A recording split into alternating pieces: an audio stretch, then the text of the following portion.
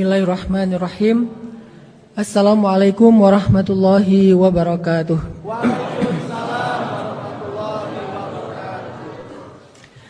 Alhamdulillahirabbil alamin. Alhamdulillahilladzi la yaruddu man sa'alah wa la yaqta'u man wasalah wa la yakilu man tawakkala alaih.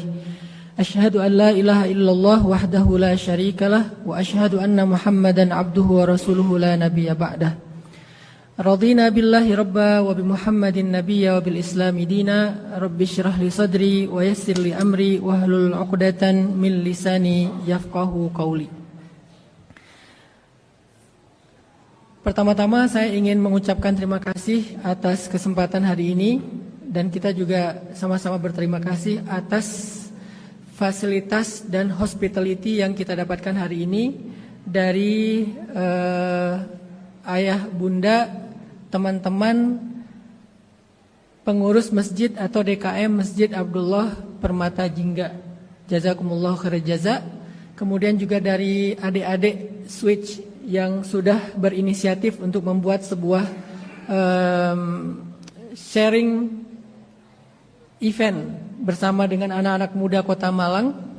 Begitu juga buat teman-teman dari Kokam, terima kasih banyak atas supportnya pada sore hari ini.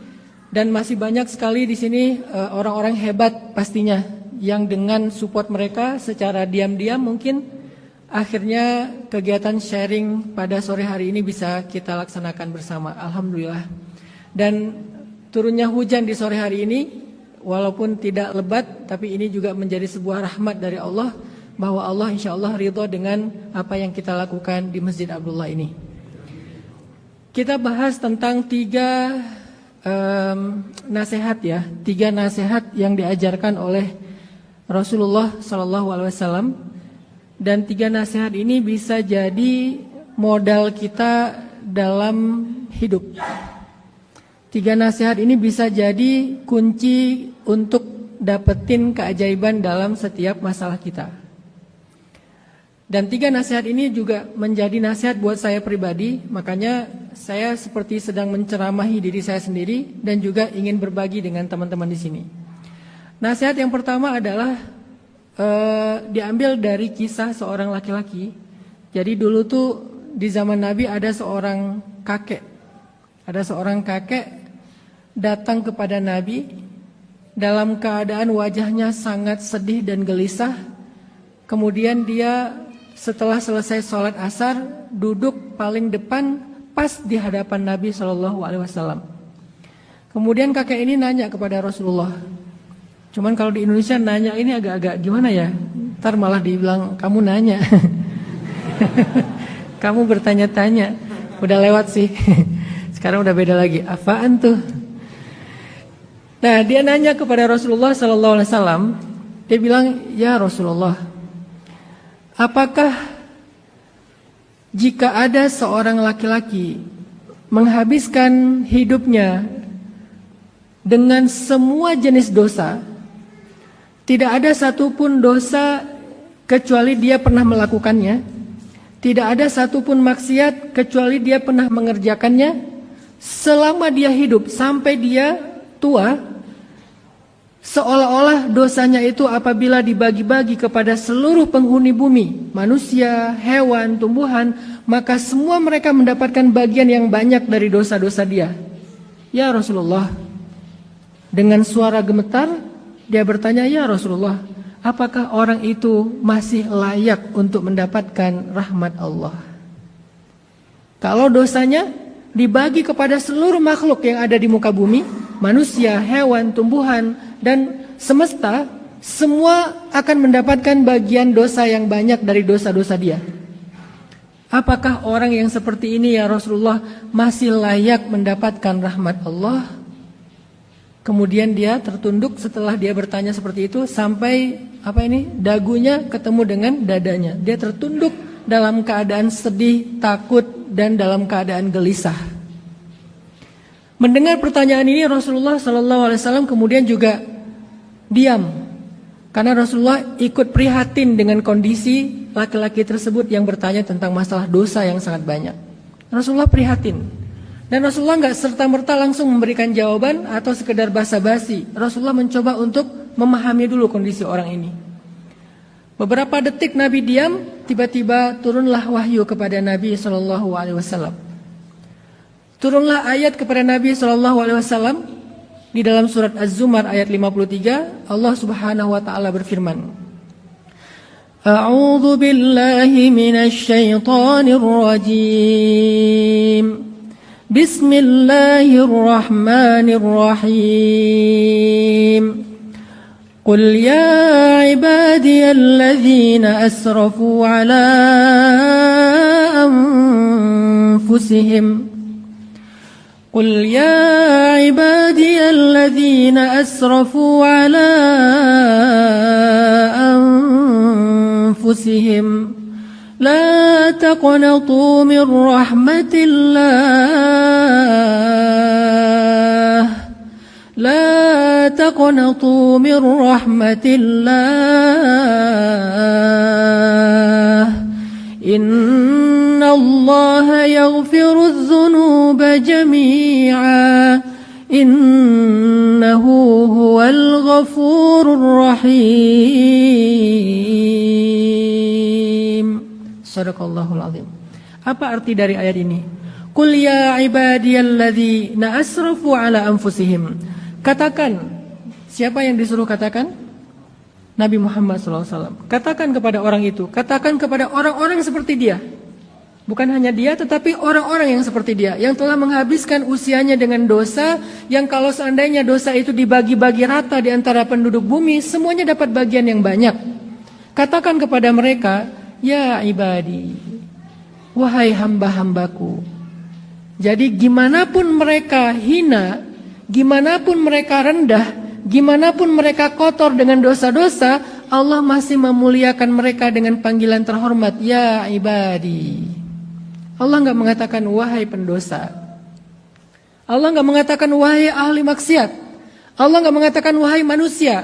Allah enggak mengatakan wahai orang-orang yang tercela. Allah memanggil mereka dengan panggilan yang terhormat, yang mulia. Dan Allah juga memanggil Nabi Muhammad dengan kata yang sama.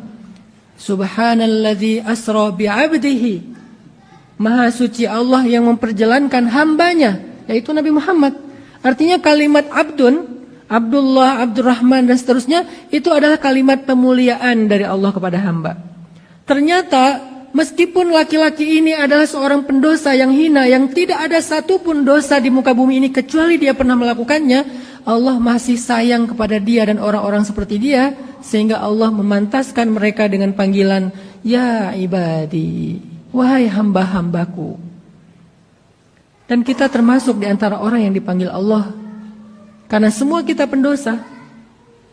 Walaupun tampilan kita mungkin dianggap sebagai orang solih, tampilan kita dianggap sebagai ahli ibadah, tampilan kita dianggap sebagai orang yang sangat religius, sangat islami, tampilan kita bahkan kadang terkesan seperti manusia suci, tapi sesungguhnya rahasia kita itu yang tidak Allah tampakkan, Allah jaga, Allah tutup aib kita itu semuanya pendosa. Sehingga ketika Allah berfirman, ya ibadi, wahai hamba-hambaku, kita lagi dipanggil sama Allah, teman-teman. Jadi jangan berpikir bahwa ayat ini tentang seseorang, bahwa ayat ini tentang kisah sahabat, tapi ayat ini adalah tentang kita. Sehingga ketika kita mendengar atau membaca ayat ini, kita yang merespon, ya ibadi, kata Allah, wahai fulan hambaku, wahai Hanan hambaku, wahai Buni hambaku, wahai siapapun di antara kita di sini, ya ibadi, wahai hambaku, alladzina asrafu ala anfusihim, yang telah melampaui batas terhadap dirinya sendiri. Apa maksud melampaui batas? Yang dosanya itu lebih daripada yang bisa dibayangkan oleh dirinya sendiri. Yang dosanya itu nggak biasa. Apa dosa biasa? Dosa nggak sengaja, dosa yang sedikit, dosa kecil. Sedangkan ini dosa yang sengaja, dosa yang banyak, besar pula. Baik dosa yang dia malu tentangnya maupun yang terang-terangan dia nggak malu tentangnya.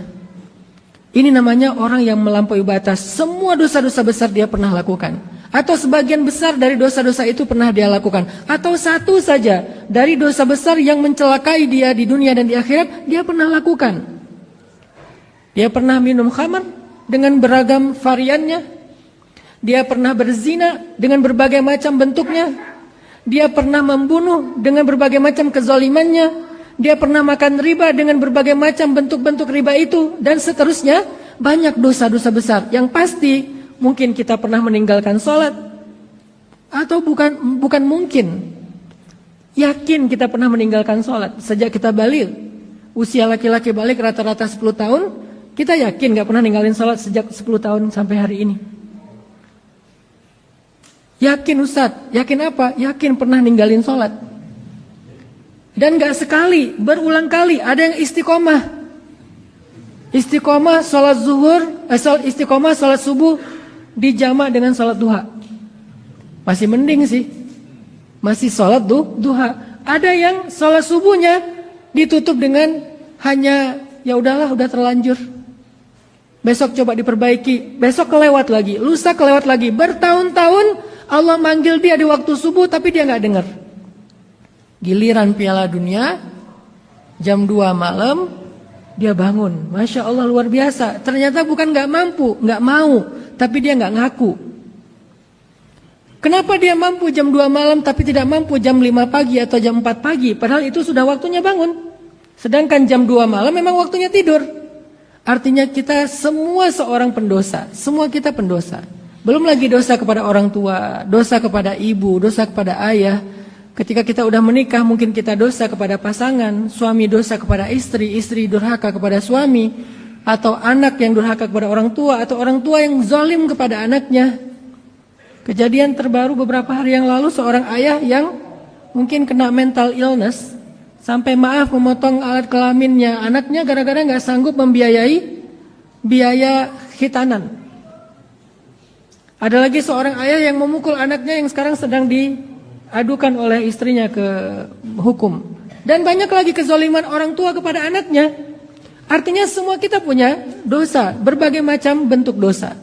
Sehingga ketika Allah mengatakan, ya ibadi, wahai hambaku pezina, wahai hambaku peminum, wahai hambaku pembunuh, wahai hambaku pemakan riba, wahai hambaku yang mengambil hak anak yatim, wahai hambaku yang memakan waris dengan cara yang zalim, wa ta'kuluna turasa aklan lamma.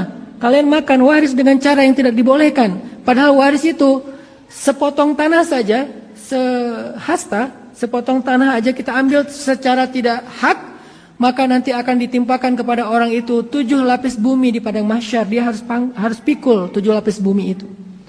Banyak lagi dosa-dosa yang lain yang Allah panggil alladzina asrafu ala anfusihim, yang sudah melampaui batas dengan dosa-dosa itu, melampaui batas.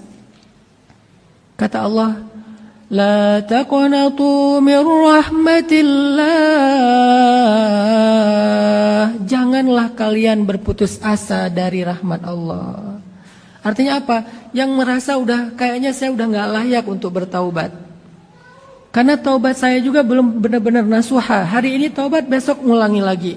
Besok taubat lagi, ngulangi lagi. Dan seterusnya, berkali-kali, sudah ratusan ribuan kali saya bertaubat, tetapi saya belum mampu meninggalkan dosa yang sama. Lalu buat apa saya taubat? Mulai putus asa. Masih bisakah saya diampuni dan layak menerima rahmat Allah, sedangkan dosa saya terlalu banyak. Saya itu udah hina sehina-hinanya. Dia mulai berputus asa. Emang saya layak pergi umrah atau haji dan mengunjungi Ka'bah, sedangkan saya orang yang kotor. Jangankan tanah suci, datang ke masjid aja saya merasa gak layak. Mulai putus asa. Emang saya layak memegang Al-Quran sementara saya adalah orang yang sangat hina dan kotor. Mulai putus asa.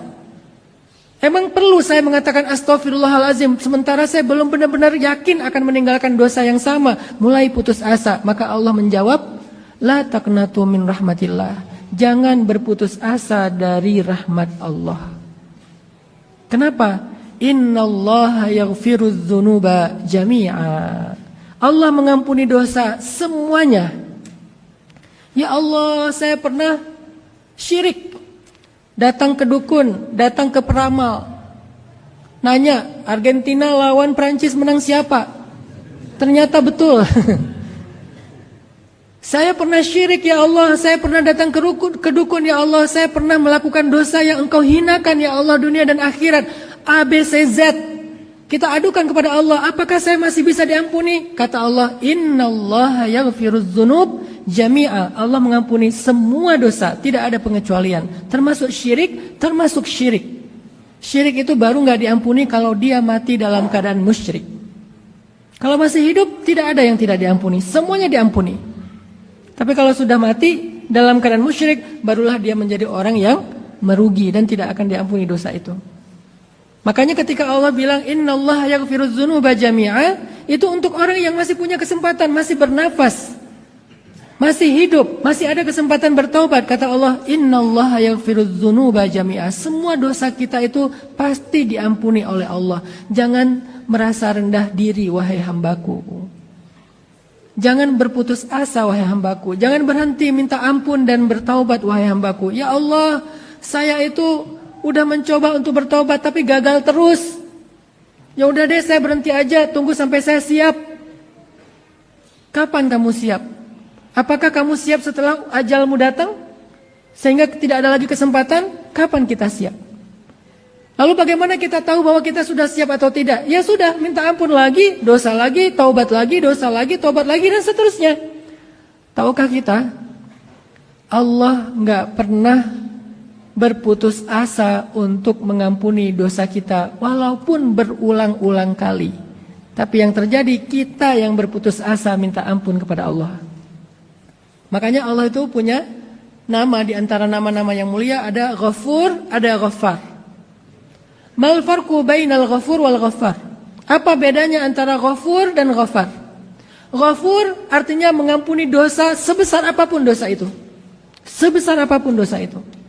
Walaupun kita sampai merasa benci terhadap diri kita sendiri karena dosa kita, Allah Ghafur. Walaupun kita ngerasa orang yang paling rendah di muka bumi, Allah Ghafur. Saking besarnya dosa kita, Allah Ghafur. Ghafur artinya Allah Maha mengampuni dosa sebesar apapun dosa itu. Sedangkan Ghaffar artinya Allah Maha mengampuni dosa sebanyak dan sesering apapun dosa itu kita lakukan. Jadi jangan pernah berputus asa untuk meminta ampun kepada Allah, karena Allah sendiri nggak pernah berputus asa mengampuni kita. Hari ini bikin dosa nih, lalu malamnya, ya Allah saya nyesel banget hari ini kenapa saya masih melakukan dosa itu, maafkan saya ya Allah, saya pengen taubat, pengen lebih benar besok.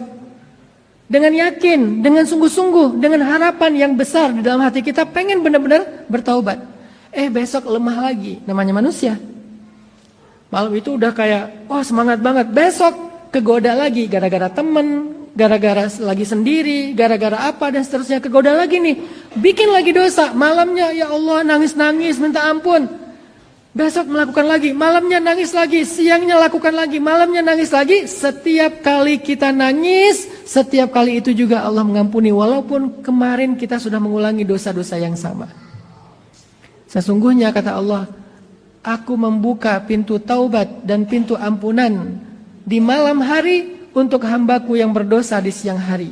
Aku buka pintu taubat dan ampunan di siang hari untuk hambaku yang berdosa di malam hari. Setiap hari Allah bukakan pintu taubat dan ampunan itu.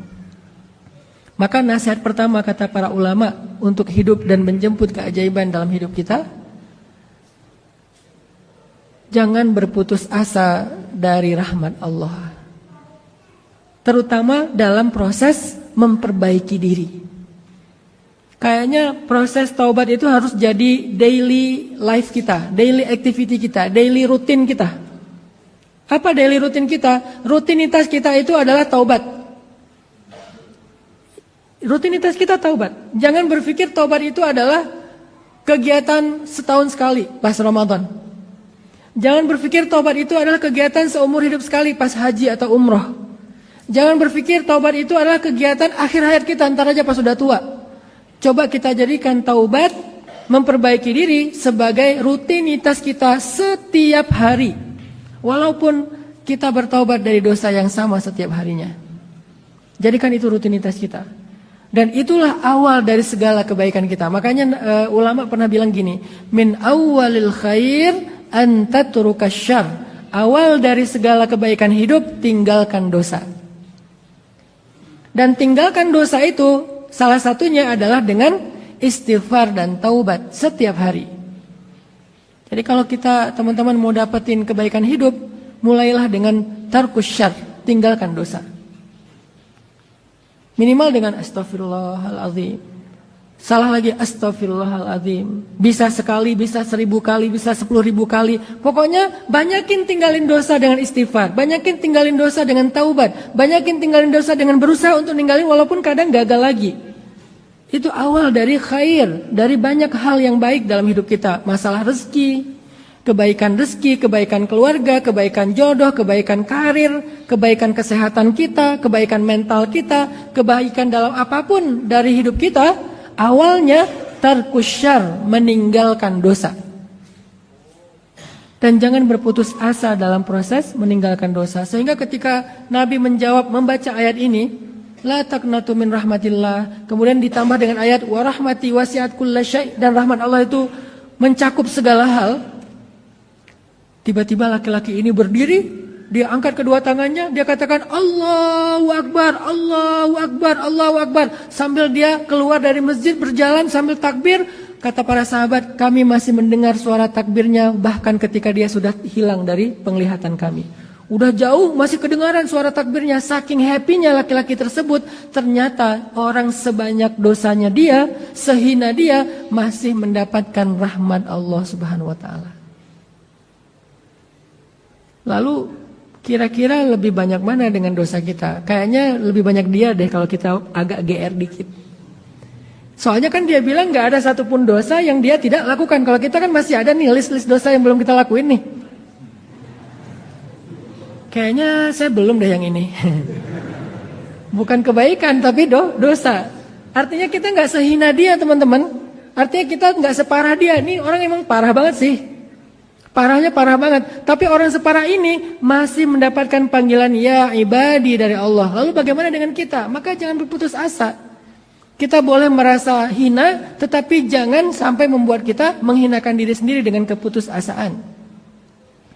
Karena merasa hina, merasa rendah, merasa tidak ada apa-apanya di hadapan Allah, itu bentuk penghambaan diri. Bukan di hadapan manusia. Di hadapan Allah itu bentuk penghambaan diri. Namanya hamba memang harus merendah. Tetapi bukan berarti kita merendahkan diri sambil berputus asa. Jadi tips pertama atau nasihat pertama yang diajarkan Rasulullah SAW kepada kita dalam kisah laki-laki tadi adalah cobalah belajar untuk selalu berharap kepada Allah bahwa Allah itu Maha Pengampun, Allah itu Maha Penyayang.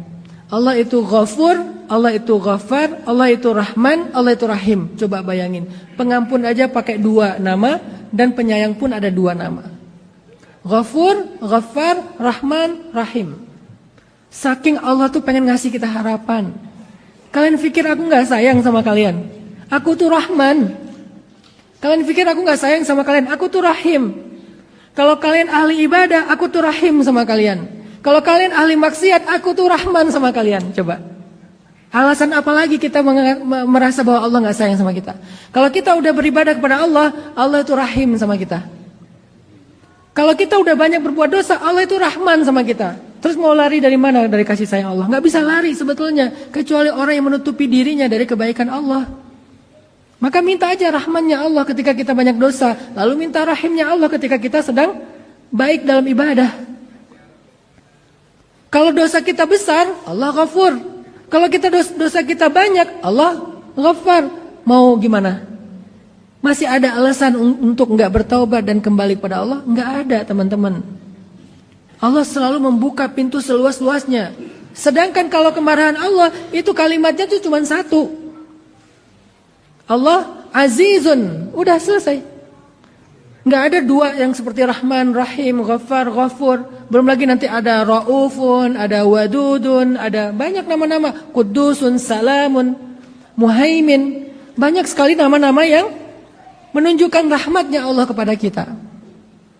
Artinya hari ini kita belajar untuk selalu berpikir bahwa kita itu layak untuk bertaubat kepada Allah gimana pun rendahnya diri kita. Dan mulailah dari situ segala kebaikan hidup kita. Kebaikan hidup kita dimulai dari kembali kepada Allah Subhanahu wa taala. Tarkus syarr, tinggalkan dosa. Yang kedua kata para ulama, nasihat dalam hidup itu La tahqiranna minal ma'rufi syai'a. Jangan meremehkan kebaikan. Yang pertama, tinggalkan dosa walaupun harus berkali-kali, walaupun harus berulang kali, walaupun ngerasa nggak layak banget. Dan yang kedua, la tahqiranna minal ma'rufi syai'a, kata Nabi. Jangan meremehkan kebaikan. Walaupun mithqala dzarrah. Walaupun sekecil zarrah. La tahqiran, jangan remehkan kebaikan. Ada banyak orang yang gara-gara meremehkan kebaikan akhirnya dia menunda-nunda kebaikan. Contoh, mau ngaji harus idealis, perfeksionis. Ngaji itu 1 juz. Kalau nggak bisa 1 juz, ntar aja deh pas ada waktu buat 1 juz. Nyari-nyari waktu yang bisa ngaji satu juz. Sehingga ketika ada waktu 5 menit nggak ngaji. Ada waktu misalnya 5 menit atau ada waktu kosong sebentar nggak mau sholat 2 rakaat. Pas lagi ngelamun nggak mau zikir. Zikir kok cuma 10 kali. Nanggung, namanya zikir itu 1000 kali lah. Kalau 10 kali mah ya nanggung gitu, udah diam aja. Ini namanya orang yang meremehkan kebaikan. Padahal sekali kita berzikir, sebutlah misalnya zikirnya subhanallah wa bihamdi subhanallahil azim. Berapa detik? Cuman 2 detik, bukan 1 menit. Lagi ngelamun nih 2 detik. Subhanallah wa bihamdi subhanallahil azim. Udah selesai, segitu doang tuh. Apa makna atau fadilah keutamaan dari zikir ini? Kata Nabi, kalimatan khafifatan 'alal lisan, habibatan ilar rahman, thaqilatan fil mizan. Ada 2 kalimat yang ringan sekali di lisan untuk diucapkan. Walaupun mungkin sebagian kita masih apa Ustaz tadi? Nggak hafal. Ya udah subhanallah deh, disingkat lagi. Kalau hafal lebih panjang, subhanallah wa bihamdi subhanallahil azim. Salah kebalik. Subhanallahil azim wa bihamdi, beda lagi fadilahnya. Salah aja tetap ada keutamaan, apalagi benar. Salah aja tetap berpahala, apalagi benar. Karena dua-duanya benar sih. Cuman kan maksudnya tadi subhanallah wa bihamdi kebalik ya. Subhanallahil azim wa bihamdi. Harusnya subhanallah wa bihamdi subhanallahil azim. 2 kalimat khafifatan 'alal lisan, sangat ringan di dalam lisan kita, gampang diucapin. Tapi thaqilatan fil mizan, sangat berat di timbangan. Coba. Ketika nanti amal soleh kita ditimbang-timbang dengan dosa zahir, dengan dosa batin, dosa pikiran, dosa mata, itu tuh kita butuh banget amalan-amalan yang kita nggak sengaja tapi ngeberatin timbangan. Dan salah satu yang nggak sengaja tadi, artinya nggak sengaja gampang banget. Subhanallah wa bihamdi subhanallahil azim. Memberatkan timbangan. Selain memberatkan timbangan, habibatan ilar rahman. Allah suka banget, cinta banget dengan 2 kalimat ini. Sehingga siapapun yang mengucapkan kalimat ini, Allah jatuh cinta kepada dia. Kayak kita dengan pasangan, bagi yang udah punya pasangan, bagi yang belum nanti aja deh. Kadang kita mengucapkan kalimat yang bikin rasa cintanya bertambah, betul? Belum tahu ya. Nanti akan ketahuan. Jadi ada kalau dalam pasangan itu dengan pasangan halal kita ya, ada kalimat-kalimat yang kalau kita ucapin dia makin cinta sama kita. Kalimatnya sederhana. Kamu kok makin cantik aja setiap hari. Segitu doang. Dan kalau kita ucapkan itu dengan mata berbinar-binar, jujur dari hati, bukan pura-pura, dia itu bertambah cinta loh sama kita. Atau cewek ngomong ke suaminya dengan sebuah kalimat penghargaan apa? Dia katakan suaminya itu laki-laki apa? Kamu itu laki-laki yang hebat, kamu laki-laki yang bertanggung jawab atau apapun, itu bertambah cinta. Dan begitulah Allah kepada hambanya. Ketika kita katakan subhanallah wa bihamdi subhanallahil azim, Allah makin cinta sama kita. Dan cintanya Allah itu adalah modal hidup banget teman-teman. Artinya la tahqiran, jangan remehin. Diam kita diganti dengan zikir sekedar subhanallah, diganti dengan zikir la ilaha illallah miftahul jannah. La ilaha illallah itu pembuka pintu surga. Atau sekedar kita kayak nge-repost sebuah konten yang baik. Atau sekedar misalnya share sebuah konten yang baik. Atau sekedar apapun. Misalnya hari ini ada pengajian di Masjid Abdullah. Kita tahu tuh dari posternya. Kita tahu dari teman kita. Langsung kita forward lagi ke grup atau ke teman kita yang lain. Sesederhana itu, maka itu adalah sebuah kebaikan yang besar. La tahqiran, jangan remehkan. Makanya Nabi mengatakan la tahqiranna minal ma'rufi syai'a. Ditambah lagi walau antalqa akhaka biwajhin talik, walaupun cuman senyum doang. Senyum doang. Ayo senyum. Walaupun senyum doang, la tahkiron. Apa sih Ustadz, senyum aja dipaksa-paksa? Enggak, bukan maksa. Ini lagi simulasi nih. Walaupun cuma senyum, jangan remehin loh senyum itu. Kayak misalnya kita lagi di jalan ya, ada orang usil, ada orang yang mungkin gak tertib, gak disiplin di jalan. Terus dia pula yang marah-marah. Kayak kemarin ada yang viral, ibu-ibu naik mobil, di belakang ada ambulan, dia pula yang marah-marah. Gak mau minggir, gak halang-halangi ambulan udah menghindar, dia halangi lagi. Dia buka kaca, dia marah-marah, gak mau, pokoknya gak mau. Artinya orang gak ngerasain bahwa sekedar minggir dikit, sekedar dia ngalah sedetik aja, apalagi untuk ambulan, gak usah untuk ambulan, ngalah untuk orang lain yang kadang-kadang buru-buru ngeklakson kita, siapa tahu dia lagi pengen ke toilet. Siapa tahu dia emang buru-buru karena anaknya lagi sakit di rumah. Siapa tahu banyak. Iltamis li akhika alfa uzrin, berikan kepada saudaramu 1000 alasan. Kata ulama, iltamis li akhika alfa uzrin, cari untuk saudaramu 1000 alasan. Oh mungkin. Kalau nggak sanggup, ya udah deh, pasti ada. Cuman saya nggak tahu. Artinya dengan sekedar ngalah sedikit di jalan, atau kalau ada yang orang usil sama kita buka kaca, kita senyumin, itu langsung berubah loh. Karena senyum itu kan nular ya. Senyum itu nular kemana? Nular ke hatinya. Yang tadinya dia mau marah, pas melihat kita senyum, nggak jadi marah. Senyum itu kayak air, ketika ada orang yang marah, disiram langsung adem. Ya minimal kita belajar itu dari orang terdekat kita, dengan pasangan kita. Udah mau melotot, kita senyumin, nggak jadi melotot. Udah mau banting piring, kita senyumin, dihidangin. Udah tadi mau banting pintu, disenyumin, malah bukain pintu, dan seterusnya. Intinya, walau antalqa akhaka biwajhin thalik, tapi bukan berarti senyumnya bebas kemana aja ya, senyumin mantan apa, enggak juga sih. Itu senyum syubhat. Walaupun senyumnya pakai emoticon, la tahkiran loh. Ini kalau saya terjemahin hadis ini dalam konteks sosial media, janganlah kalian meremehkan kebaikan walaupun sekedar satu emoticon. Kan terjemahan mu'asarah, terjemahan kontemporer ya. Sekarang kan senyum gak harus langsung ketemu orangnya, fit call segala macam kan, bisa senyum emoticon. Janganlah kalian meremehkan kebaikan walaupun cuma ngasih titik-titik-titik di akhir teks. Karena tanpa titik-titik-titik, nada orang membacanya beda. Janganlah kalian meremehkan kebaikan walaupun harus mengganti huruf kapital dengan huruf kecil. Yang tadinya ya, I-Y-A. Kan beda dengan iya titik ya. La tahkiran, jangan remehin loh. Tapi juga jangan menganggap bahwa itu sesuatu yang berharga akhirnya diumbar kemana-mana. Hati-hati juga, karena emoticon, cara ngeteks itu juga bisa menjadi fitnah. Iya jadi iya CH. Udah gitu pakai emoticon apa please, emoticon little love atau big hug atau apa dan seterusnya, nggak sembarangan juga. Tetapi emoticon itu berpengaruh loh. Kalau istri saya lagi ngambek, saya biasanya kan kalau lagi ngambek itu malas buka WA ya. Kita ngeliat kan dia lagi online nih, wah lagi online nih, buru-buru ngetik typing, ngirim. Pas ngirim biasanya nggak dibuka. Cara udah dipancing sih di awalnya di atas, dia nggak ngebuka itu bukan suuzon, dia takutnya kita masih marah sehingga dia nggak buka. Supaya dibuka di atas itu kalimat pertamanya emoticon duluan, senyum kayak nyengir kayak guling-guling kayak gitu. Oh nggak dibaca juga, akhirnya pakai kalimat yang bikin dia penasaran. Tahu nggak titik. Cewek kan paling susah kalau udah penasaran ya. Tahu nggak titik. Itu dibuka itu, langsung diklik.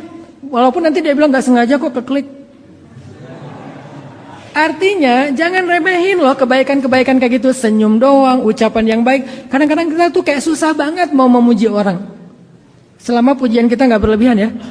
Kita tuh kayak susah banget memuji orang. Walaupun kita sendiri ngerasain senang kalau dipuji. Kenapa kita nggak menyenangkan orang lain dengan pujian, dengan ucapan, dengan ekspresi? Bukankah kata Nabi amalan yang paling Allah suka itu adalah sururun tudkhiluhu fi qalbi mu'min, membahagiakan orang lain. Kayak Nabi membahagiakan Sayyidah Aisyah dengan mengatakan ya Humaira, wahai cewek yang pink. Karena Humaira itu artinya pink. Bahasa orang yang lebih senior, kemerah-merahan. Wahai perempuan yang wajahnya pink, saking putihnya dan saking cantiknya, sehingga Aisyah makin pink. Karena ngerasa malu. Kan Aisyah itu pemalu ya. Dipuji sama Nabi makin malu tapi tersanjung, sehingga Aisyah makin cinta sama Nabi. Jangan remehin kalimat-kalimat yang baik. Artinya Nabi bilang la tahqiranna minal ma'rufi syai'a. Sekarang saya pengen baca satu hadis yang agak panjang tentang betapa sebuah amalan itu sekecil apapun kelak di akhirat itu akan menolong kita, teman-teman. Ada hadis dari Abdurrahman bin Samroh. Hadis ini derajatnya hasan dan para ulama sangat merekomendasikan hadis ini, termasuk Imam Ibnul Qayyim Al-Jauziyah, Imam Ibnul Jauzi, Imam Ibnu Taimiyah, para ulama-ulama ahlul wa'ad, mereka merekomendasikan hadis ini. Rasulullah SAW pernah memberi kami nasihat dengan sebuah kalimat. Kata Nabi, inni ra'aitul barihah ajaban. Kata Nabi, kemarin aku melihat sebuah keajaiban. Nabi itu kalau buka sebuah nasihat itu nyaman gitu, bukan aku bersabda, enggak gitu. Nabi itu enggak galak ya, by the way ya. Jadi Nabi itu enggak galak. Kalau kita baca hadis Nabi dengan nada galak, kayaknya kita kurang ada missing link dalam membaca hadis. Karena Nabi itu enggak galak. Kadang-kadang kita tuh udah ngumpulin hadis-hadis untuk menjudge orang lain. Suami ngumpulin hadis tentang istri ngumpulin hadis tentang suami. Sehingga ketika istrinya salah, "Mah, Rasulullah bersabda." Padahal Nabi aja enggak kayak gitu ke Aisyah. "Aku bersabda." Enggak. Padahal Nabi pemilik hadis loh. Kita yang bukan pemilik hadis pakai-pakai. Nabi kalau Aisyah lagi ngambek, istrinya lagi ngambek, nggak pakai hadis, pakai akhlak. Nabi menghadapi mereka dengan akhlak. Nanti kalau udah nyaman baru dinasihati dengan hadis. Kalau kita nggak pakai akhlak, pakai nada tinggi, pakai kalimat hadis, udah gitu nyontek lagi. Bentar mah, tadi di mana nyimpannya? Nabi bilang, inni ra'aitul barihah ajaban. Sesungguhnya kemarin aku melihat sebuah keajaiban. Kalau Nabi bilang keajaiban itu benar-benar ajaib. Kalau kita kadang-kadang terlalu norak ya, hal biasa sepele bilang ajaib. Nabi kalau bilang keajaiban, ajaib banget. Apa yang ajaib? Nabi itu kan diberikan oleh Allah kemampuan melihat tentang sesuatu yang tertutup hijab. Misalnya melihat surga, melihat neraka, melihat kejadian hari kiamat, melihat masa depan, itu ditampakkan kepada Nabi, sehingga Nabi melihatnya seperti kita ngelihat nonton Avatar 3D. Mungkin lebih dari itu, pastinya lebih daripada itu. Kok ngomong Avatar Ustaz? Ya biar lebih kebayang ya. Artinya Nabi itu punya teknologi yang Allah berikan lebih dahsyat daripada 3D. Benar-benar ngerasain. Kalau Avatar 3D itu kan kayak diciprat-cipratin air seolah-olah kita kayak lagi di laut gitu kan. Tapi kan itu airnya nggak real gitu, cuman air yang dicipratin, pakai shower apa gitu mungkin. Tapi kalau Nabi ngerasain surga itu benar-benar ngerasain, bukan sebuah simulasi doang. Nah Nabi bilang, aku melihat sesuatu yang sangat ajaib tentang hari kiamat.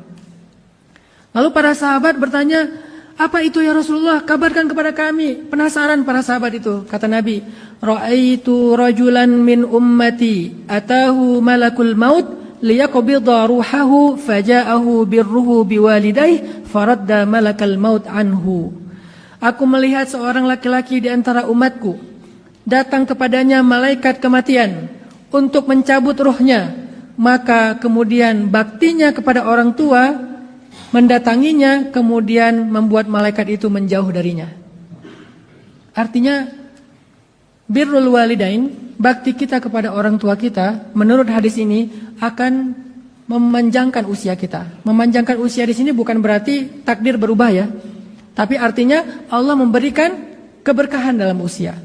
Bisa benar-benar dipanjangkan, Allahu alam, kita nggak berani menafsirkan terlalu berlebihan. Bisa dipanjangkan, ditambah umurnya, bisa ditambah keberkahan umurnya. Yang jelas, birrul walidain, berbuat baik kepada orang tua, menyelamatkan seseorang laki-laki min malakil maut, dari malaikat pencabut nyawa. Yang kedua kata Nabi, ra'aitu rajulan min ummati qad ihtawasyathu syayatin faja'a dzikrullahi faradda syayatin anhu. Aku melihat ada laki-laki di antara umatku yang dikelilingi oleh syaitan. Dikelilingi syaitan ini banyak bentuknya. Bisa digoda, bisa diganggu, bisa ingin dicelakai. Kalau ingin dicelakai misalnya kayak santet, kayak guna-guna. Kalau sekedar diganggu mungkin membuat dia ngerasa nggak nyaman, membuat dia gelisah. Kalau digoda mungkin membuat dia pengen berbuat dosa, membuat dia nggak khusyuk dalam sholat. Tawasyathu syayatin, artinya dia dikelilingi sama syaitan, banyak setannya. Kemudian ja'a zikrullah, datanglah zikir kepada Allah. Ketika dia sering berzikir, maka amalan zikir itu membuat syaitan itu lari darinya. Artinya apa teman-teman? Zikir itu adalah perisai kita dari syaitan. Makanya kenapa Nabi mengajarkan sebelum tidur disuruh zikir dulu. Subhanallah 33 kali, Alhamdulillah 33 kali, Allahu Akbar 34 kali. Kemudian baca ayat kursi, kemudian membaca doa tidur. Kenapa? Supaya tarat syayatin anhu, syaitan itu terbang berhamburan keluar jauh dari dia. Itulah zikir, pelindung kita. Dan zikir itu banyak, mulai dari doa safar, doa naik kendaraan, masuk ke rumah, keluar rumah, dan seterusnya. Kalau nggak banyak yang kita hafal, minimal bismillah. Bismillah tawakkaltu 'ala Allah. A'udzubillahi minasyaitonirrajim. Alhamdulillahirabbil alamin. Kalau udah selesai, zikir. Kemudian Nabi bersabda lagi, ra'aitu rajulan min ummati qad ihtawasyathu malaikatul azab faja'athu salatuhu fastanqadhathu min aidihim. Aku melihat ada di antara umatku yang dikelilingi oleh malaikat azab. Malaikat azab ini banyak. Salah satunya adalah malaikat yang datang untuk memberinya musibah besar. Dikelilingi malaikat azab. Ada azab musibah tentang rezeki, ada musibah tentang kesehatan, ada musibah tentang keluarga, ada musibah tentang karir. Banyak malaikat yang datang untuk memberinya musibah ataupun bencana. Kenapa? Karena dosa-dosanya. Faja'athu salatuhu, maka salatnya datang lalu menjadikan dia selamat dari malaikat-malaikat pembawa bencana. Salatnya menyelamatkan dia dari bencana. Ra'aitu rajulan min ummati 'atshan kullama dana min haudin muni'a wa turida faja'ahu siyamuhu syahri Ramadan fa asqahu wa rawah. Aku melihat umatku ada yang kehausan di padang mahsyar, haus sehaus-hausnya. Rasa haus yang belum pernah dia rasakan semasa hidupnya di dunia. Maka datanglah puasa Ramadannya, memberi dia minum dan membuat hilang dahaganya. Ternyata puasa Ramadan menyelamatkan seseorang dari haus yang luar biasa di padang mahsyar. Ra'aitu rajulan min ummati wa ra'aitun nabiyyin julusan hilakon. Kullama dana ila halaqatin turida wa muni'a faja'ahu ghusluhu minal janabah fa akhadha biyadihi fa aq'adahu ila jambi. Apa artinya? Aku melihat ada umatku yang di padang mahsyar, dia melihat para nabi itu berkumpul dalam halaqah-halaqah yang banyak, kelompok-kelompok yang banyak. Kemudian dia ingin mendapatkan kebaikan dari kelompok itu, pengen dapat syafaat dari para nabi itu, dia datang ke satu kelompok, dia diusir. Dia pindah lagi ke kelompok yang lain, dia diusir lagi. Dia pindah lagi ke kelompok yang lain, dia diusir lagi. Sampai kemudian mandi janabah, saking sederhananya. Kita pikir mandi janabah hanya kewajiban, ternyata juga ibadah. Mandi janabahnya datang menyelamatkannya, sehingga dia diundang untuk duduk di dalam kelompok yang ada di situ Rasulullah SAW. Dapat syafaat Nabi. Ternyata fadilah dari mandi janabah mendapatkan syafaat Nabi. Ketika nabi-nabi lain mengusirnya, maka dia mendapatkan syafaat dari Nabi yang paling mulia, Sayyidul Anbiya, Nabi Muhammad SAW. Ra'aitu rajulan min ummati min baini yadayhi zulmah wa min khalfihi zulmah wa an yaminihi zulmah wa an yasarihi zulmah wa min fawqihi zulmah wa huwa mutahayyar fiha faja'ahu hajjuhu wa umratuhu fastakhrajahu min az-zulmah wa adkhalahu fin nur. Aku melihat umatku di tengah-tengah kegelapan. Di hadapannya kegelapan, di belakangnya kegelapan, di kanannya kegelapan, di kirinya kegelapan, di atasnya kegelapan, di bawahnya kegelapan. Dia diliputi kegelapan yang luar biasa, sehingga dia bahkan tidak bisa melihat jarinya sendiri. Maka datanglah hajinya dan umrohnya mengeluarkan kegelapan dia dari kegelapan dan membawanya kepada kebenderangan cahaya. Haji dan umroh. Bagaimana dengan kita Ustadz yang belum bisa haji dan umroh? Haji Jadwalnya bisa paling cepat 7 tahun. Haji plus saja antara 5 sampai 7 tahun. Haji normal mungkin 15 tahun ke atas. Haji istilahnya furoda, kemarin baru ada aja kejadian furoda banyak yang ternyata qadarullah nggak berhasil berangkat. Bagaimana dengan kita yang nggak bisa haji Ustaz? Umrah juga belum sanggup, belum ada kelebihan rezeki. Apakah kita dapat fadilah dari haji dan umrah? Dapat. Apa fadilah dari haji dan umrah? Salat syuruk setelah salat subuh berjamaah di masjid, nggak keluar dulu dari masjid, duduk itikaf sekitar 1 jam dari setelah azan subuh atau setelah salat subuh, maka saat terbit matahari udah sempurna, salat syuruk 2 rakaat sama dengan melaksanakan ibadah umrah. Ra'aitu rajulan min ummati yattaqi wajhan nar wa syarraraha faja'athu sadaqatuhu fasarat sitran bainahu wa bainan nar wa zilalan ala ra'sihi. Aku melihat di antara umatku ada yang mau dibakar dengan api neraka sehingga dia tutup wajahnya karena dia takut wajahnya terbakar api neraka, kemudian datanglah sedekahnya menyelamatkannya dan sedekah itu menjadi sitar, menjadi pembatas atau hijab antara dia dengan api neraka. Hadis ini panjang sekali, yang saya baca baru sepertiga. Masih banyak sekali fadilah-fadilah, baik fadilah dari berharap kepada Allah, takut kepada Allah, berbuat baik kepada manusia, apalagi ini. Fadilah dari husnuzan kepada Allah, fadilah dari kalimat la ilaha illallah, banyak. Artinya banyak hal yang kita anggap sepele, ternyata kelak di akhirat dia akan menjadi penyelamat kita. Makanya jangan remehkan kebaikan, walaupun sekedar kebaikan yang kecil kayak kita mengucapkan subhanallah, alhamdulillah dan seterusnya.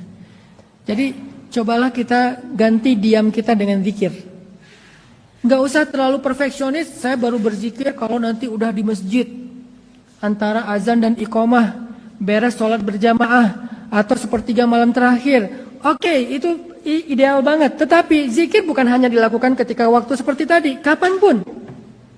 Karena zikir itu adalah ibadah mutlak, boleh dilakukan kapan saja dan berapapun jumlahnya. Sekedar kita lagi di jalan, ya udah, la ilaha illallah, la ilaha illallah. Dapat 10, alhamdulillah. Udah banyak tuh 10. Apalagi kalimat la haula wala quwata illa billah. Apa kata Nabi? Qul la haula wala quwata illa billah fa innaha kanzun min kunuzil jannah. La haula wala quwata illa billah itu harta yang tersimpan di dalam surga. Artinya kalau kita pengen jadi orang terkaya di dunia, ucapkanlah la haula sekali saja, udah lebih kaya daripada Elon Musk. Sekali saja udah lebih kaya daripada Elon Musk. Kenapa saya bilang Elon Musk? Elon Musk kan hanya salah satu orang terkaya di dunia, bukan pemilik bumi kan. Sedangkan la haula wala quwata illa billah lebih baik daripada bumi dan seisinya.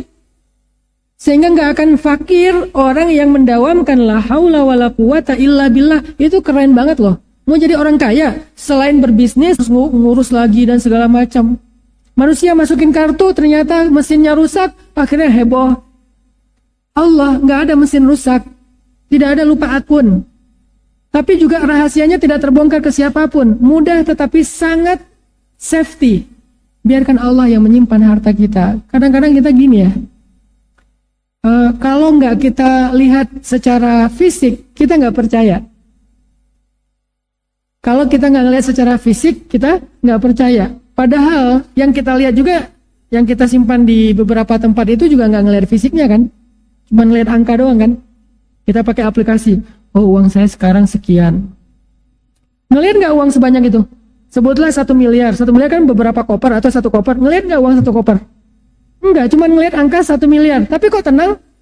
Percaya sama lembaga tersebut. Gitu ya? Kenapa ketika Allah bilang bahwa sedekah itu 700 kali lipat, artinya kalau kita kasih 1 rupiah kita dapat 700 rupiah, kita kasih 1000 kita dapat 700.000, kita kasih 1 juta dapat 700 juta, kita nggak percaya bahwa itu ada. Padahal itu disimpan di langit dan Allah itu punya lauhun mahfuz, buku catatan yang sangat rahasia dan terjaga, nggak ada yang bisa mengcrack itu, nggak ada yang bisa menembus itu. Ini masalah iman. Tapi gimana cara ngambilnya Ustaz? Cara mencairkannya gimana? Kalau yang di bumi kan gampang, tinggal gesek, belanja di mall gesek. Lebih gampang lagi, tinggal gini. Sekarang saya tanya ya. Ini ada 2 pilihan nih. Pilihan yang pertama, teman-teman. kita dikasih uang 1 miliar, nggak usah 1 miliar deh. Kita dikasih uang 20 juta. Kita dikasih uang 20 juta rupiah. Alhamdulillah, dagangan laku, dapat uang 20 juta rupiah. Kemudian kita sakit, lalu biaya berobatnya 20 juta. Sehingga kita bisa berobat di rumah sakit dengan kamar yang VIP. Sendiri ada sofa bednya, sehingga keluarga kita bisa nungguin kita di rumah sakit nyaman sambil nonton, sambil sekalian reuni keluarga lah. Biasanya kalau ada yang sakit kan suka reuni keluarga tuh, datang sepupu, datang paman, datang siapa-siapa, akhirnya reunilah di rumah sakit. Seru kan? Ya maksudnya seru reuninya, bukan seru sakitnya. Dan kita merasa, alhamdulillah ya, kalau ada rezeki itu enak ya, sakit juga. Kalau ada uang sakit juga enak. Tinggal di rumah sakit, kelasnya VIP, dokter yang datangnya juga dokter ahli. Dokter ahli itu kalau lagi visit beda sama perawat-perawat yang mungkin masih magang. Kalau dokter yang ahli yang visitnya itu, Bapak gimana? Oh nggak apa-apa, ini mah biasa. Padahal udah parah banget. Karena beliau tahu memotivasi pasien dan seterusnya. Nyaman gitu diskusinya. Dok, ini gimana dok? Oh ya ini dijelasin dengan sabar. Sehingga kita berpikir, iya ya uang tuh penting ya. Kalau saya nggak punya uang, nggak bisa saya dapat pelayanan kayak gini di rumah sakit. Oke, itu pilihan pertama ya. Pilihan yang kedua, kita nggak dapat proyek 20 juta, tapi kita nggak sakit. Pilih yang mana? Kan nggak ada pilihan itu. Itulah manusia. Kalau ada 2 pilihan nih, kira-kira yang mana nih? Yakin? Seringnya kita kayak gitu teman-teman, cuman kita nggak sadar. Ya Allah, mana katanya dimudahkan rezeki, duitnya ada di langit. Kok saya nggak dapat? Dapat. Dengan apa? Bukan sembuh dari sakit, tapi dihindarkan dari sakit. Bukan bisa berobat di rumah sakit dengan kelas VIP, tapi bahkan nggak perlu ke rumah sakit. Kan lebih enak nggak perlu ke rumah sakit daripada ke rumah sakit walaupun kelas VIP. Kita nggak sadar tentang itu, makanya nggak ada yang hoax atau fake dari janji Allah tuh nggak ada. Cuman cara Allah berinteraksi dengan hambanya itu sering kita nggak ngerti karena kita bodoh dan nggak terlalu yakin sama Allah. Gitu juga dengan keluarga kita, anak-anak kita. Dengan punya uang banyak, akhirnya saya bisa nyekolahin anak saya di sekolah yang mahal. Biaya masuknya ada tuh di Jakarta, satu sekolah biaya masuknya 150 juta SD. Di Malang juga ada Ustadz, kata teman-teman. Oh iya ya, di Bandung ada 80 juta misalnya. Masuk 80 juta. Ada yang masuk 150 juta. Kemudian uang bulanannya 5 juta. Uang tahunannya 30 juta. Karena saya punya uang, akhirnya saya bisa nyekolahin anak saya di sekolah yang mahal. Yang satu lagi, saya nggak punya uang, sehingga nggak bisa nyekolahin anak. Saya cari sekolah yang murah-murah aja. Akhirnya sekolah yang murah itu sekolah agama. Sekolah agamanya sekolah Al-Quran. Akhirnya anaknya hafiz Al-Quran. Mana yang lebih baik? Dua-duanya baik. Silahkan kita pilih. Nggak ada yang buruk. Saya nggak mau menjudge siapapun. Tetapi di sini kadang-kadang kita salah paham. Seolah-olah kalau nggak dapat yang ini, kita kayak orang yang kurang beruntung. Para sahabat, itu doanya Nabi. Ada yang berani doa kayak gitu? Nabi itu pengen jadi orang miskin, wafat sebagai orang miskin, dibangkitkan sebagai orang miskin, di surga bersama orang miskin. Miskin ya, bukan fakir. Tapi kan kata Nabi itu kemiskinan dekat dengan kekufuran. Kata siapa? Nabi nggak pernah ngomong gitu. Tapi kan terkenal hadisnya. Terjemahannya keliru. Kalimat bahasa Arabnya, kadal fakru ayyakuna kufran. Hampir-hampir kefakiran membuat orang kufur. Bukan kemiskinan, kefakiran. Apa beda miskin dengan fakir? Miskin adalah tentang kondisi ekonomi, finansial, hartanya pas-pasan. Fakir tentang masalah mental. Bisa jadi orang kaya lebih fakir daripada orang miskin. Ketika dia selalu merasa kurang. Udah jadi orang terkaya di dunia, masih merasa kurang. Kenapa? Ada yang lebih kaya dari dia. Kemarin disalib. Urutan pertama disalib jadi urutan kedua. Sehingga dia merasa kurang. Harus tahun ini saya jadi nomor 1 lagi. Fakir. Karena dia merasa kurang walaupun udah punya sekian ribu triliun. Sedangkan orang miskin, alhamdulillah ya, bisa makan enak, beli nasi goreng hari ini, dimakan bertiga. Itu orang kaya, ghani. Tetapi finansialnya miskin. Tetapi mentalnya ghaniyun. Orang yang merasa cukup. Jadi nggak ada kata orang miskin dekat kepada kekufuran, itu nggak ada. Itu hadis yang salah diterjemahkan di Indonesia. Terjemahan yang lebih tepat adalah hampir saja kefakiran menjadikan seseorang itu kufur. Makanya Nabi berdoa, ya Allah, aku berlindung kepadamu dari fakro, dari kefakiran. Tidak pernah Nabi berdoa, ya Allah, aku berlindung kepadamu dari kemiskinan. Nggak pernah Nabi berdoa gitu.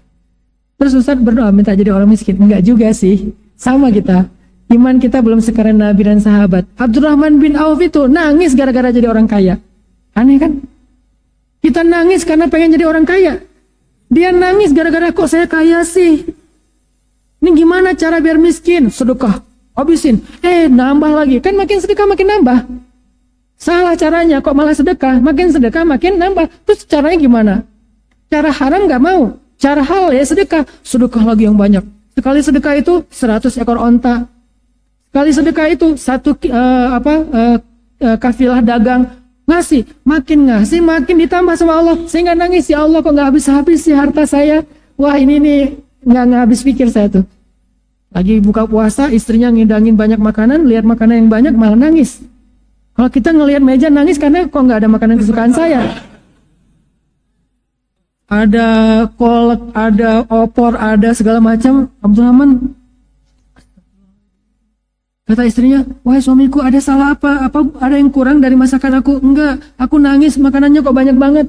Masya Allah. Artinya ini kenapa jadi ngebahas bab ini ya? Tadi apa sih?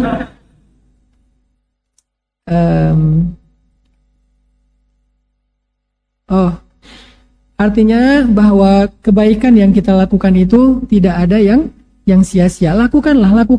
Walaupun waktu kita sebentar, walaupun waktu kita cuma 5 menit. Baca Quran itu jangan idealis harus 1 juz. Kayaknya waktu saya cuma bisa baca Quran 1 halaman. Ya udah baca aja 1 halaman. Baru setengah halaman dipanggil. Ada urusan, dipanggil istri, dipanggil anak, dipanggil siapa misalnya. Ya udah tutup, kan nggak apa-apa kan? Nggak dosa kan kita menutup bacaan Al-Quran selama dengan adab-adab yang baik. Yang nggak dianjurkan itu adalah kita membaca Al-Quran atau kita mendengarkan bacaan Al-Quran sambil bercanda, bermain-main, enggak. Tapi kalau misalnya kita tutup, udah selesai, Shadaqallahul Azim. Boleh membaca Shadaqallahul Azim, boleh enggak. Karena membaca Shadaqallahul Azim itu bukan kewajiban dalam menutup bacaan Al-Quran. Shadaqallahul Azim. Loh kok baca lagi sih, kan udah Shadaqallah. Siapa bilang Shadaqallah itu sebagai penutup? Sadaqallah itu adalah dalam bahasa membaca Al-Quran itu disebut dengan tajawub. Tajawub itu respon. Apa arti respon? Kalau Allah berfirman kita bilang benar tuh. Itu tuh arti dari sadaqallah. Sadaqallah itu like. Kalau di sosial media sadaqallah itu like. Sadaqallah itu repost. Jadi kalau kita baca Alif Lam Mim, sadaqallahul azim. Dzalikal kitabu la raiba fihi hudal lil muttaqin. Barakallahu. Boleh nggak kayak gitu? Boleh, aneh aja. Tapi itu boleh. Aneh itu gara-gara kebiasaan kita. Jadi kalau kita dengar ada teman kita ngaji nih, dia baca Tabarakalladzi biyadihil mulku wa huwa ala kulli syai'in qadir. Kita dengar Sadaqallahul azim. Alladzi khalaqal mauta wal hayata liyabluwakum ayyukum ahsanu amala wa huwal azizul ghafur. Sadaqallahul azim. Alladzi khalaqa sab'a samawatin tibaqa. Sadaqallahul azim. Boleh, malah bagus. Cuman teman kita juga harus pengertian. Kalau dia nggak ngerti, lo apaan sih, lu nggak senang dengan gua ngaji nih? Nyindir aja, sadaqallah baru juga mulai. Dia nggak ngerti. Kita tuh nggak nyindir dia, kita nggak bilang udahan dong dengan bahasa sadaqallah lazim. Atau kalau di ceramah khutbah Jumat itu kan sindiran dari jemaah itu apa? Amin. Itu berarti khatib harus sudah menutup khutbahnya itu. Kalau nggak bentar lagi rusuh. Amin pojok sana, amin pojok sana. Demikianlah jemaah sekalian. Kalau ngaji, sadaqallahul azim. Itu bukan berarti suruh nutup. Dia lagi membenarkan apa yang dia dengar. Benar tuh, maha benar Allah. Itu malah bagus. Jadi nggak apa-apa kita tutup. Misalnya mau baca tadinya 1 halaman, cuma dapat 2 ayat, nggak apa-apa. Kita bisa tutup dengan sadaqallahul azim, bisa sadaqallahul azim dalam hati, yang penting kita tutup, letakkan Quran di tempat yang mulia. Udah, kita kegiatan yang lainnya nggak masalah banget. Dan satu huruf bernilai 10 kebaikan. Ketika kita hanya bisa membaca satu ayat yang satu baris, ada berapa puluh huruf di situ kali 10. Daripada kita diam, kayaknya tanggung nggak baca Quran jam segini ya, entar lagi juga mau makan. Kenapa tanggung? Tanggung karena kita tahkiran minal ma'rufi syai'a. Kita meremehkan kebaikan, makanya nanggung. Kagok ya, lagi banyak-banyaknya dosa tiba-tiba taubat. Lagi enak nih. Nanti aja deh Ramadan taubat. Nggak ada yang nanggung. Kebaikan itu nggak ada yang nanggung. Walaupun kita cuma bisa melakukan setengahnya, walaupun melakukan 1/10-nya, walaupun melakukan sebagian kecilnya saja. Faman ya'mal mithqala dzarratin khairan yarah. Jadi nasihat kedua, kalau kita mau hidup kita penuh dengan kebaikan, keberkahan, bahkan keajaiban, jangan remehkan kebaikan, walaupun satu yang kecil saja. Lagi duduk, subhanallah. Kalau bisa, saya ngajak anak muda punya salah satu outfit baru, ataupun mungkin penampilan baru. Sekarang anak-anak muda, terutama yang cowok, cewek juga nggak masalah. Kemana-mana kalian bawa ini deh. Emang boleh Ustaz pakai tasbih? Nggak pakai tasbih, pakai jari boleh, pakai tasbih boleh, pakai ceker juga boleh. Itu hanya media. Yang penting zikirnya. Jangan sampai tasbihnya udah gede-gede, nggak zikir. Cekernya udah dihias-hias, pink gitu kan. Ada warna-warni, bling-bling-bling, tapi nggak pernah angkanya 0. Yang penting adalah zikirnya. Boleh yang nyaman kayak gini, boleh. Yang nyaman kayak gini juga boleh. Saya pakai tiga-tiganya. Kalau yang zikir habis sholat, saya pakai jari. Tapi kalau yang sehari-hari, biar kadang-kadang kalau gini kan tiba-tiba kepegang apa lupa ya. Nah kalau kayak gini kan ada semacam sugestinya. Oh ya, saya lagi zikir ya. Kalau yang ceker itu bikin kita termotivasi untuk lebih banyak. Wah, 2.000, 10.000, gitu kan. Itu motivasi. Jadi saya ngajak nih anak muda, kalian koleksi deh benda ini. Kita udah mengkoleksi benda ini, kita mengkoleksi benda-benda macam-macam yang sebetulnya hanya entertain, atau kalau ada kebutuhan pun, ini juga kebutuhan yang dahsyat. Jangan remehkan benda ini. Sehingga kalian kemana-mana jadikan ini kayak misalnya kalian taruh di tangan kalian boleh, kalian pegang kayak gini juga boleh. Sama satu lagi ceker. Ceker taruh di tas kalian atau di mana, beli ceker harganya cuma 2.500 di marketplace. Murah banget. Kalau buat cewek-cewek biar agak fashionable dikit, cari yang bling-bling yang warna pink atau warna kesukaan kalian, nggak apa-apa, pakai di sini. Jangan hanya pakai cincin, pakai ceker sebagai cincin. Dan kalau udah make, itu biasanya lebih banyak zikirnya dibandingkan nggak make. Kalau saya nggak pakai ini nih, zikirnya tunggu sholat. Tapi kalau pakai ini begitu nganggur, buka. Kalau yang ini agak ribet ya bukanya. Wah, sambil diam sambil gitu kan. Kalau pakai ceker udah dipakai di jari, pas lagi nganggur dikit tinggal muter, tek 700. Masya Allah. Padahal cuma 5 menit. Coba bayangin kita ngucapin la ilaha illallah. Saya pernah ngitung la ilaha illallah itu 1000, itu kurang dari 10 menit. 1000. La ilaha illallah. Lagi di pesawat kemarin saya di Banjarmasin ya. Pesawatnya udah mau landing, tinggal sekitar 15 meter dari landasan, naik lagi gara-gara angin kenceng. Ke bawah angin, terus kayaknya pilotnya bilang nih nggak safety banget untuk landing, naik lagi. Akhirnya kita holding di udara sekitar 1 jam. Hikmah yang saya dapatkan apa? Gara-gara itu jadi banyak zikirnya. Turbulence, di belakang ada yang baca Yasin. Yasin wal Qur'anil Hakim. Saya bilang, jangan Yasin dong. Kenapa? Yasin itu memudahkan kematian. Kan kalau kalian susah sakaratul maut, bacalah Yasin supaya sakaratul mautnya jangan Yasin dulu, belum. Mending Al-Muluk kayak Ar-Rahman kayak ayat kursi kayak gitu ya. Yasin kalau benar-benar lagi naza sakaratul maut, baca Yasin memudahkan sakaratul maut. Ini belum apa-apa udah Yasin aja tuh di belakang. Yasin wal Qur'anil Hakim. Aduh, ibu teh. Jadi gara-gara holding 1 jam, ya udah alhamdulillah dapat berapa ribu zikir. Ya zikir yang gara-gara takut, ya nggak apa-apa, apapun alasannya, yang penting zikir.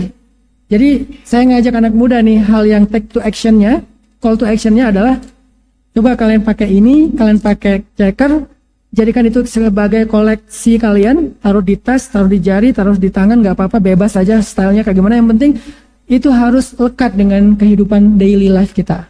Selain Al-Quran ya, kalau Al-Quran mungkin udah ada di aplikasi, walaupun Al-Quran di aplikasi sering bikin kita kedistraksi. Lagi enak-enak ngaji, tiba-tiba di atas ada yang Assalamualaikum, titik. Gimana nih? Lagi enak-enak tahajud, udah bangun belum? Udah mau selesai witir. Dia bilang udah bangun belum misalnya, kan ke distract ya. Jadi mending ya kalau bisa mushaf ya mushaf. Tapi buat yang akhwat, yang cewek, kayaknya kalau mushaf ada keterbatasan. Kenapa? Nggak boleh megang mushaf murni ketika lagi haid. Tapi kalau mushaf yang nyampur boleh. Mushaf nyampur itu gimana? Mushaf yang ada terjemahannya. Itu bukan mushaf. Itu sama dengan buku tafsir. Boleh nggak kita pegang buku tafsir sedang haid? Boleh, karena itu buku tafsir, walaupun ada ayatnya. Tapi dia nggak 100% ayat. Beda sama mushaf yang memang murni Al-Quran, nggak ada terjemahan, itu namanya mushaf. Nggak boleh pegang mushaf menurut mazhab Syafi'i kalau lagi haid. Jadi gimana di sini?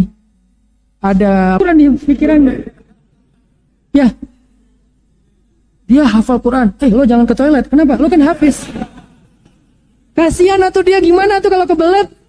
Saya kan hafiz, saya nggak boleh masuk toilet, saya suci. Weh, sombong banget ya. Al-Quran itu di dalam ingatannya. Selama dia nggak buka dengan lisannya, maka nggak masalah. Begitu juga handphone.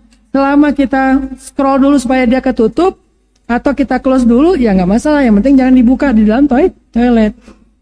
Oke, balik lagi, yang penting bacalah atau lakukanlah kebaikan walaupun waktunya terbatas. Yang terakhir, nasihat dari Nabi dan para ulama, kalau hidup kita mau berharga itu adalah belajar berbaik sangka kepada Allah Subhanahu wa Ta'ala.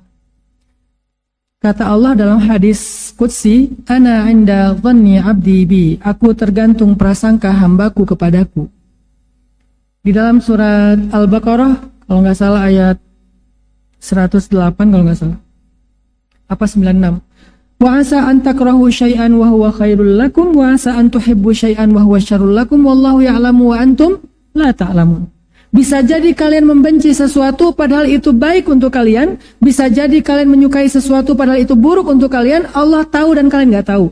Di sini kita diajarkan untuk berbaik sangka kepada Allah, terutama ketika kita dapat musibah, terutama ketika kita berdoa, berbaik sangka kepada Allah. Apa berbaik sangka kepada Allah ketika kita berdoa? Allah pasti mengabulkan doa kita, pasti. Kok saya bilang pasti sih, bukan insya Allah? Karena Allah sendiri yang berjanji. Insya Allah itu kan sesuatu yang kita belum tahu akan terjadi atau enggak ya. Kalau Allah berkehendak terjadi. Kalau ini Allah emang berkehendak. Sehingga saya katakan itu pasti. Pasti Allah mengabulkan doa-doa yang baik. Udah pasti. Ud'uni astajib lakum. Berdoalah kepadaku, aku pasti akan mengabulkan doa kalian. Itu janji Allah. Tapi saya sering Ustaz berdoa belum dikabulkan. Nah ini nih, berbaik sangka kepada Allah. Pasti dikabulkan dan Allah mengabulkan minimal dengan 2 cara. Tapi kita hanya berharap dengan 1 cara. Ini egonya kita nih. Cara pertama, Allah mengabulkan doa persis seperti yang kita minta. Ya Allah, nikahkan saya dengan Sukainah bintu Husain. Ini ceritanya tabi'in. Berdoa depan Ka'bah, ya Allah nikahkan aku dengan Sukainah bintu Husain. Siapa itu Sukainah bintu Husain? Sukainah bintu Husain selebgram di masa itu. Arti selebgram terkenal. Dari Irak, semua cowok-cowok berharap nikah sama dia. Ini juga menjadi dalil boleh berdoa dengan menyebutkan nama orang yang kita ingin mendapatkan halal. Boleh namanya, boleh akunnya. Ini fatwa macam apa? Bentar, saya kasih penjelasan ilmiahnya. Akun sosial media, kan saya dakwahnya tuh sangat kontemporer ya, sesuai dengan kondisi anak muda. Akun sosial media itu adalah nama panggilan kita. Kita ingin dipanggil dengan nama itu kan, di antara orang-orang yang ada di sosial media kan. Dalam bahasa Arab itu namanya kunyah. Dulu sahabat pakai akun, namanya kunyah. Sekarang akun. Ini bukan cocokologi ya, cuman mirip aja. Dulu namanya kunyah, sekarang kunyah. Akun ya. Apa sih? Ini akun ya. kunyahnya sahabat kan macam-macam kan, ada Abul Hasan, ada Al Faruq, ada Abu Bakar, ada banyak nama-nama nama kunyahnya mereka. Sekarang kunyahnya kita, nama kunyah saya adalah Hanan Ataki. Emang nama asli Ustadz siapa? Secret identity. Yang tahu cuman yang pernah umroh bareng saya karena ngeliat di paspor. Oh ini nama aslinya. Nama kunyahnya Hanan _Ataki. Itu namanya kunyah. Sekarang jadi account. Berarti kalau memakai nama kunyah di zaman dulu boleh dalam doa, maka boleh juga pakai nama akun. Dan itu bukan sesuatu yang tercela. Jangan meremehkan hal yang seperti ini.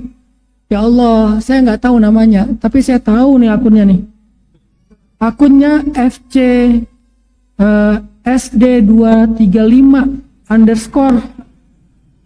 bintang-bintang. Oh ya, silakan aja.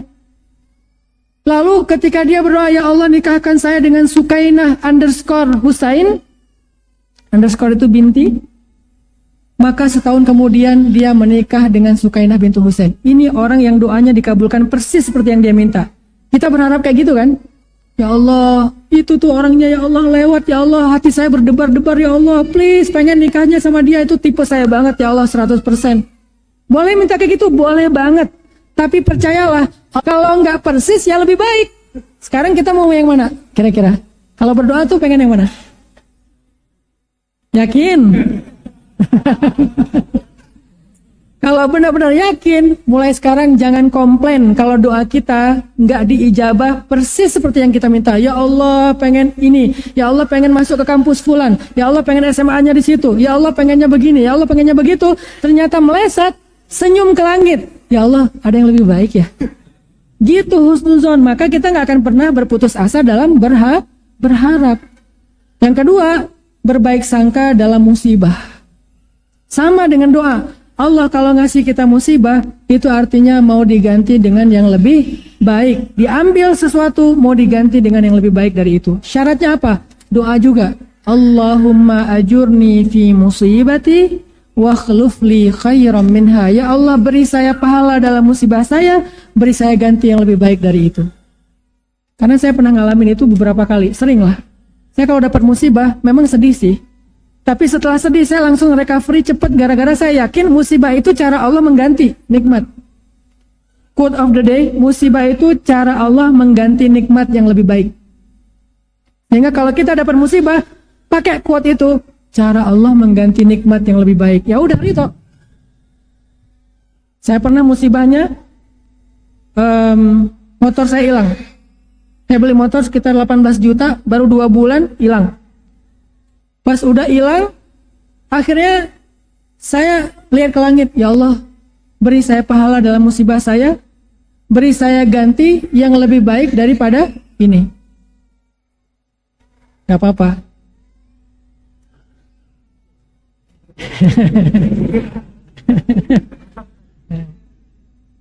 Insya Allah. Yang penting adalah, ya apa tadi yang penting adalah, kalau kita ngomong nggak apa-apa, tapi kepikiran ya. Kepikiran karena sayang, kasihan.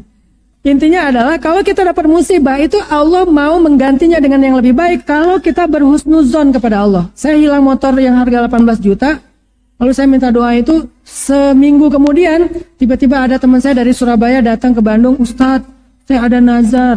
Apa nazarnya mas? Saya pengen kalau dapat rezeki dalam sebuah proyek, pengen ngasih Ustadz hadiah motor. Oh gitu? Kok nazarnya libat-libatin saya? Nah, padahal senang gitu ya. Ustadz butuh motor apa? Nggak usah deh, terserah aja. Namanya nazar kan wajib dong, harus ditunaikan, hutang soalnya. Terserah aja, padahal saya punya tuh. Tapi biarin dia yang milih.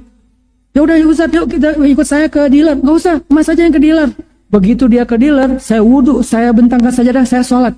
Dia ke dealer, saya ke langit. Ya Allah, kalau bisa CC-nya lebih gede. Mereknya ini, saya nggak nyebutin karena nggak di-endorse ya. Harganya 30 juta, warnanya hitam. Spesifik. Dia datang, bawa motor, saya juga kaget persis seperti doa saya. Wah dahsyat, ternyata doa ini bisa dipakai lagi nih. Dapat. Sebulan kemudian datang lagi dari Karawang. Teman saya pengusaha juga datang. Ustaz, udah lama banget pengen ngasih Ustaz motor. Padahal saya waktu hilang motor itu nggak woro-woro kemana-mana. Diam-diam aja. Kalau saya woro-woro kan berarti saya kayak caper ya. Ini enggak. Dia datang, saya pengen banget ngasih Ustaz motor. Oh gitu? Iya. Padahal alhamdulillah ya. Ustaz butuh motor apa? Enggak, terserah aja. Ya udah ikut saya ke dealer. Nggak usah. Mas aja ke dealer. Dia ke dealer, saya sholat. Ya Allah, pengen yang cc-nya lebih gede biar pakai touring. Waktu itu saya pengen touring sama Edi Brokoli, mau dakwah ke daerah pantai selatan Jawa Barat bareng anak-anak muda. Ya Allah, pengen pakai motor yang itu buat touring bareng teman-teman untuk dakwah anak muda. Kalau bisa yang cc-nya sekian, warna hitam juga, mereknya ini. Datang-datang bawa persis seperti yang saya doain. Sampai saya takut mau doa lagi tuh. Masa dikasih lagi motor, moge kan ya? Saya nggak biasa bawa moge, udah cukup segini aja ya Allah. Alhamdulillah. Itu artinya kalau kita berhusnuzon kepada Allah, Allah tunjukkan persis seperti yang kita persangkakan. Aku tergantung prasangka hambaku kepadaku. Mudah-mudahan 3 kunci ini, 3 nasihat ini bisa menjadi modal hidup kita.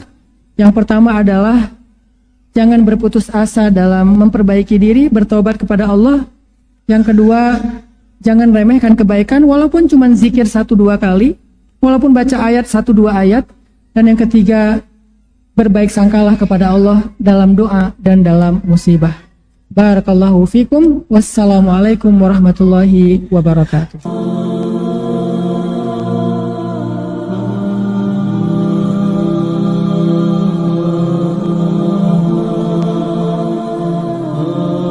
Orang gak bakalan kecewa kalau bersandar kepada Allah. Itu gak bakalan. Bahkan kita bisa bilang mustahil. Mustahil seseorang itu kecewa gara-gara berpegang, bersandar, menyerahkan dirinya kepada Allah. Itu mustahil. Bukan seperti itu sunnatullah. Karena siapapun yang berserah diri kepada Allah, maka dia telah berpegang kepada tali yang paling kokoh. وَمَنْ يُسْلِمْ وَجْهَهُ إِلَى اللَّهِ وَمَنْ يُسْلِمْ وَجْهَهُ إِلَى اللَّهِ وَهُوَ مُحْسِنٌ فَقَدِ اسْتَمْسَكَ بِالْعُرْوَةِ الْوُثْقَى وَإِلَى اللَّهِ عَاقِبَةُ الْأُمُورِ. Siapa yang menyerahkan dirinya kepada Allah dan dia senantiasa berbuat baik, maka sesungguhnya dia telah berpegang kepada tali yang paling kokoh dan kepada Allah segala urusan dikembalikan. Jadi nggak ada orang yang kecewa kalau dia berpegang kepada Allah. Masalah apapun, masalah rezeki, masalah jodoh, terutama yang kedua. Kalau kita bergantung kepada Allah dalam urusan jodoh, maka insya Allah kita nggak akan kecewa. Mak comblang yang paling baik itu adalah Allah. Kalau mak comblangnya Ustadz, kadang-kadang ngecewain. Ustadz, ini CV saya. Oh ya, kriteria yang kamu cari seperti apa? Saya emang gak susah-susah Ustadz, standar-standar aja. Ya standar yang gimana? Yang tingginya 180, yang kulitnya bening, sampai kalau minum kelihatan airnya ngalir, transparan. Kemudian yang hidungnya seperti pedang, yang matanya seperti bidadari. Tahu mata bidadari? Besar dan sayu, tapi nggak gelok. Nah ini kriterianya. Terus kata Ustadz, kalau yang kayak gitu Ustadz juga mau gitu ya. Akhirnya pas ketemu Ustadznya duluan yang ta'arufan. Ini kalau mak comblangnya manusia. Tapi kalau mak comblangnya Allah jauh lebih meyakinkan dan gak bakalan kecewa. Dengan kriteria apapun, wahuwa ala kulli syai'in qadir. Dan kalau Allah menjanjikan yang baik akan ketemu dengan baik, pasti innahu la yukhliful mi'ad. Allah tidak pernah mengingkari janjinya.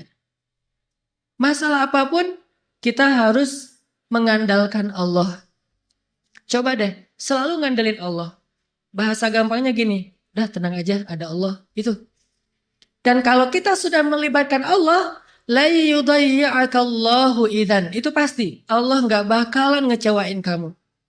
Kalau udah ngandalin Allah, ini gimana nih? Udah, tenang aja, ada Allah. Allah tidak akan mengecewakan. Salah satu kalimat udah tenang aja ada Allah adalah la tahzan innallaha ma'ana. Kalau kita ada teman lagi galau gitu, terus kita bilang, la tahzan innallaha ma'ana. Kalau bahasa kita, woles bro, tenang aja ada Allah. Santai bro, karena ada Allah. Itu bahasa Arabnya la tahzan innallaha ma'ana. Andalin Allah dalam masalah kita. Ada masalah apapun, serahin aja sama Allah. Bismillah, la haula wala quwata illa billah. Bahkan kadang-kadang hanya dengan berzikir la haula wala quwata illa billah, Allah kasih keajaiban yang luar biasa. Karena setelah seseorang bersandar kepada Allah, la yudayya'anallahu idzan. Pasti Allah nggak akan ngecewain. Pasti Allah nggak akan ngecewain.